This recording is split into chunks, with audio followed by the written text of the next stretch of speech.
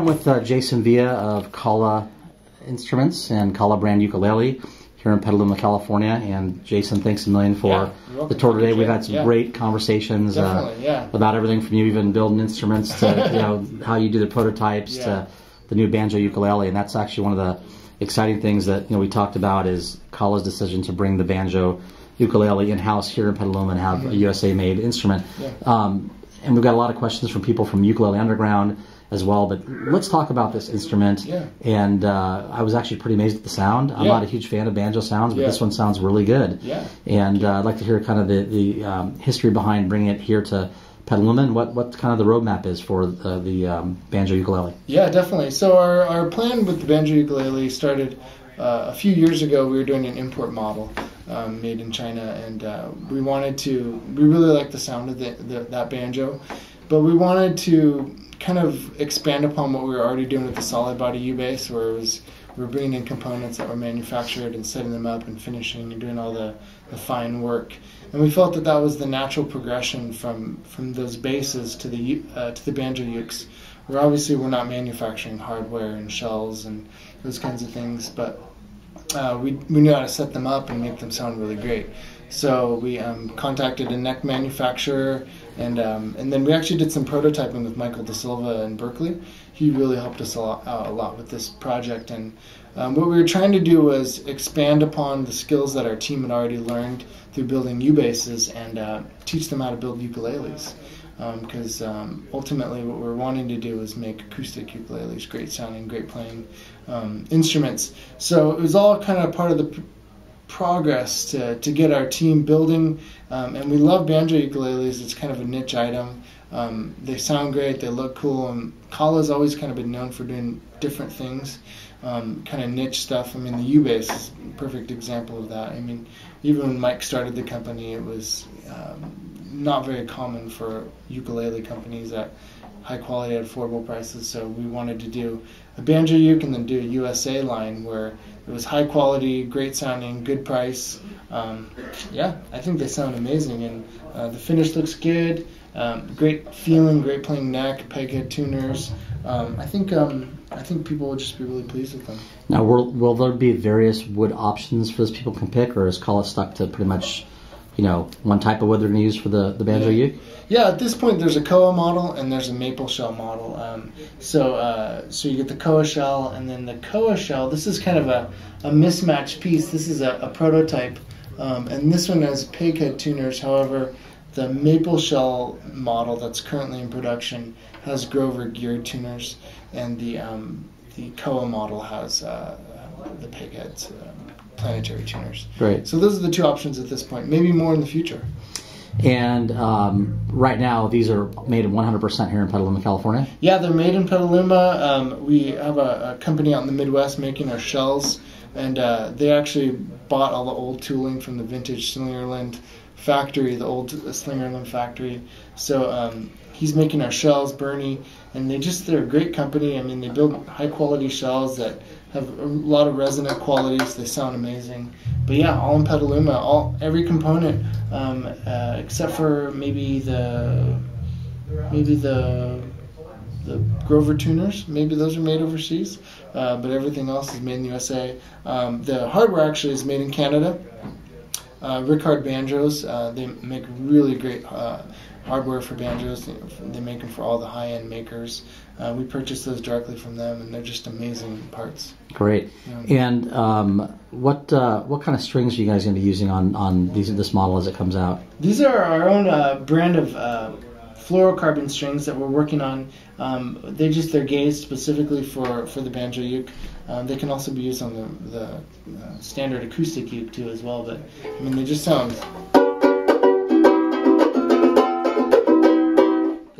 really great on the banjo. So fluorocarbons, high quality, good sound, long lasting. Great. Can't go wrong.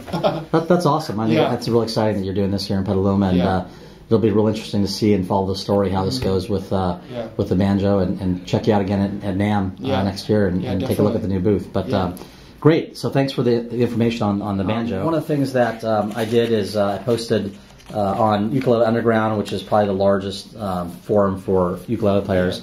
and told people I was coming to do a tour. So I got a lot of questions, and I basically picked out some ones that I thought were really good. Yeah. The first question is, how do they produce relatively consistent ukuleles at a very reasonable price, and have they considered moving into the higher price range, something along the lines of like a Cordoba Studio Series or a Pono Pro Series? Okay, so yeah, the first question is, how do we get them to sound so consistent and so well overseas manufacturing? If that's kind of correct. Yeah, it's a lot of visits, a lot of airtime, a lot of travel. Mike Upton, company president, owner, spent many years, many trips to going to China, visiting factories, establishing relationships with the factories, the factory owners. Also, Rudy, who started the company with Mike, Rudy Desparangi, he also is an amazing person who has really great relationships with the factory, and kind of comes down to relationships. If I could boil it down to that, just getting to know what it means to be like in China, and communicating and connecting with the people, and communicating ideas of what sound is, how the look is going to be. Mike is just amazing at that, and so I think that ethos is kind of extended down into the sound of the instruments, the feel and the play of it. So I think that's really our strength. That's Kala's strength. And as far as going into a higher end market, kind of like what Cordoba is doing, we're currently kind of doing that with our cedar top uke and our oven call. It's not necessarily a different line per se, but it's just inching up to the higher quality of instrument. The time that's been spent in the design of those instruments, from prototyping, communicating ideas to the factories, trips to China, has resulted in these great sounding instruments like the cedar top acacias, the spruce top oven call uke. While they're still in the standard line, they have a custom feel, and they're kind of give players that maybe can't afford a really custom instrument from a small scale luthier, they can buy an instrument at an affordable price. Yeah, I mean, I definitely have to agree. I think I was talking to you about a month or two ago. A buddy of mine, Vintage Ryan, who we do the videos with, we were at a music store in the East Bay here in Northern California, and we actually saw the cedar top, which I hadn't seen before, and we picked it up, and we were really blown away that an instrument at that price level really almost had a custom feel. The look, the wood that was used was really amazing, and I think Kala's done a fantastic job with that instrument. I was really amazed. So I hope there's other fun things like that coming down the pipe from Kala with that type of wood. And anything on the horizon for 100% solid top, sides, back? We've got the Oven Call series is all solid wood construction. So that's solid wood back and sides, solid spruce top. And then, of course, as we inch towards manufacturing ukuleles in the U.S.A. here in Petaluma, those, of course, will be all solid wood instruments. And so those will be higher-end figured koa, figured woods of varieties of types, spruce tops, cedar tops, hardwoods, koas, and mahogany. So any timeline when you're going to start producing the USA made ukuleles as far as out of here? Our target is NAMM 2015. Great. One of the things that somebody asked is, and this is actually a really big topic, we talked about strings for a while together. Yes. And I got numerous questions from people asking if they've ever considered using other strings other than Aquila as the standard on any of their models.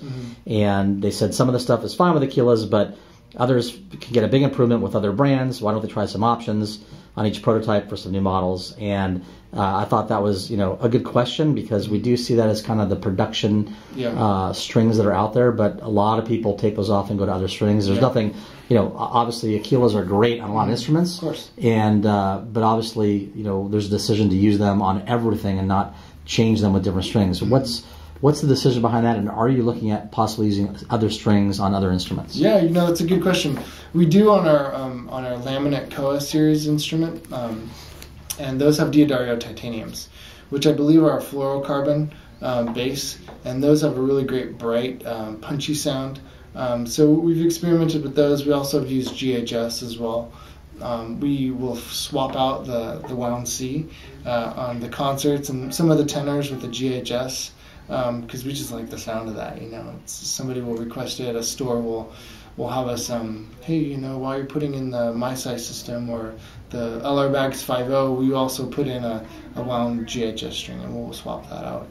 We've also experimented with, again, the fluorocarbons that we've got on this banjo uke, so those will be supplied as well. So the big ones I could think of would be GHS, Diodario, and then of course the Aquila, which tends to be the standard.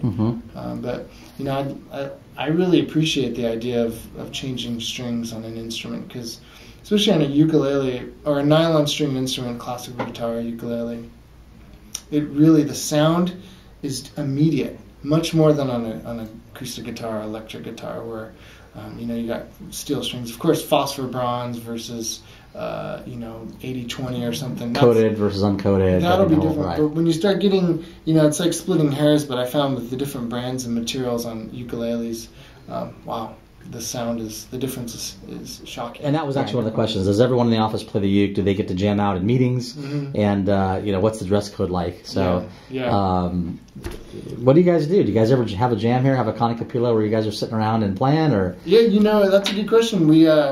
We've done our Butter and Eggs Day parade, where we all march down the street playing our ukuleles. We've had players come here. Trying to remember the last gentleman we had come and do classes here, but we host events like that. We do ukulele lessons here, where employees will actually pay our employees to come and we'll pay for their lessons to take ukulele classes. We've had Christmas jams, we've had holiday jams, barbecue jams. Great. You know, a couple of us in the shop, we've you know gotten together in our garage and jammed out. There's a lot of music going around. You know, Friday afternoons, Rick will pull out the uke and strum a few tunes, and we're always playing. It's all about music. And as far as the dress code, it's pretty casual. You know, we do have our standards out in the warehouse and the shop. No, you know, you gotta be wearing boots and things like that. Right. But, safety issues. Yeah. Exactly, but it's casual, definitely. So I've heard some things about custom work on instruments being sent to Kala, and I think some of that may be limited and not really custom in the way people are thinking. Yeah. I mean, people aren't going to send an instrument for you to start doing purfling or things like that. What is the work you've done, and are you doing it now, or is that kind of on hold while, you know, production's ramping up with some of these things like the banjo uke and bringing instruments back to the U.S.? Yeah, we were doing custom work for a while. I'd say probably about a year. We were doing a lot of packages where it was custom work, where we'd be installing electronic systems, LR bag systems, maybe some of the more affordable Shadow or Bellcat systems. We also did some MySci installs. We did some retrofitting on some U-basses. We've kind of shelved that for now, because we're really focusing on our U.S.A. manufacturing of U-basses, banjos, and tooling up for ukulele, and getting our team trained up to be building instruments. So we kind of tabled that for now, but we might bring that back in the future as far as doing some more custom work. But as far as you know, maybe building custom-made instruments, that's kind of on the horizon for now. Okay, great. I really appreciate your time today, and we're looking forward to seeing some great things from Kala here in the next year. So thanks, man. Yeah, definitely.